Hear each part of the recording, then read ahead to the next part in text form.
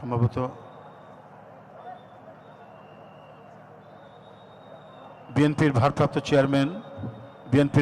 Chairman জনাব তারেক রহমান জানাজার নামাজে উপস্থিত হয়েছেন। নামাজে জানাজায় উপস্থিত হয়েছেন দেশনেত্রী বেগম খালেদা জিয়া, সাবেক 3 বারের প্রধানমন্ত্রী, বিএনপির চেয়ারপারসন। তার লাশবাহী গাড়ি, কফিনের গাড়িটা আর বোধহয় আর অল্প কিছুক্ষণের মধ্যেই, 2-1 মিনিটের মধ্যেই উপদেষ্টা মণ্ডলীর সদস্যবৃন্দ, বিভিন্ন রাজনৈতিক দল, নানা শ্রেণী পেশার মানুষ এখানে উপস্থিত হয়েছেন।